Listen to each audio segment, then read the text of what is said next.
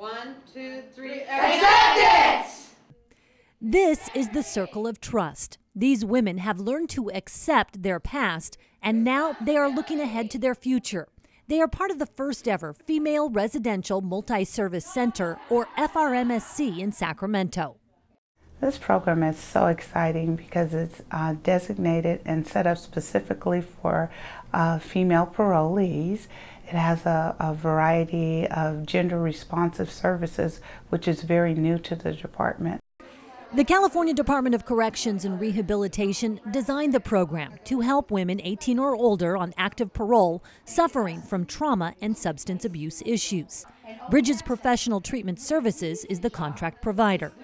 We take the woman holistically and try to piece back together her life. We utilize what's called a compass. And the compass is designed 246 questionnaire based on women issues and the responses that we get from them. The women then participate in a variety of programs, everything from family counseling that covers trauma, domestic violence, substance abuse, and self-esteem issues, to job training, education, and parenting classes. The women are also offered guidance to housing, medical, and legal needs. They either come through their parole agent, maybe looking at a sanction on parole, maybe looking at going back on a violation. You can also be Board of Prison Terms referred, which means, again, you maybe got another case and looking at doing some more time, and they give you an option of coming here and COP, which is continue on parole. 25 women live here, staying anywhere from 6 months to a year. This was my home for the last 10 months. I slept in that bed right there and stared out these windows. I miss this room very much. 32-year-old Mandy Hawley spent 10 months at the FRMSC and is part of the first graduating class. She says her life has made quite the positive transformation, a big change from prison.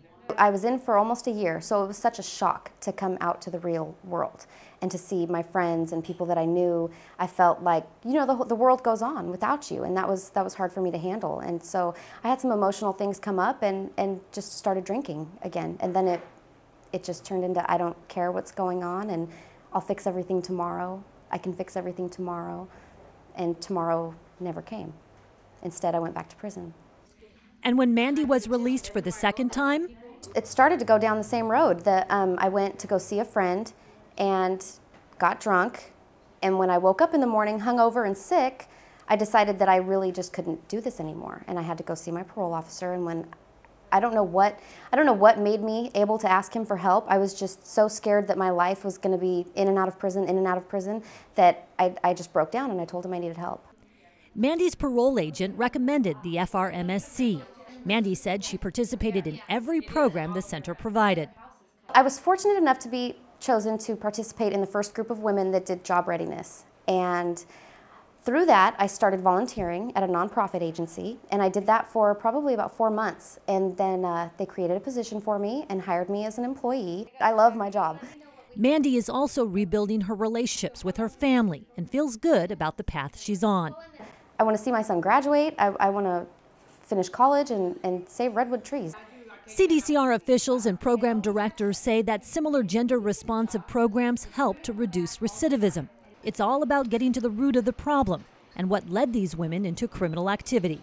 All of our women really come in here damaged through traumatic experiences that have happened in their life. Going to prison is a traumatic experience. Losing your children is a traumatic experience.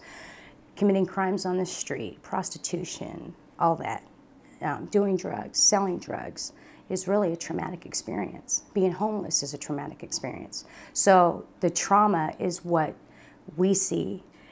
That's the missing link. If we treat the trauma, the door won't swing open.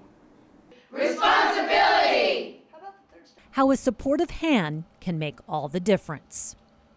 Changed my life. I don't ever have to go back to prison again, ever.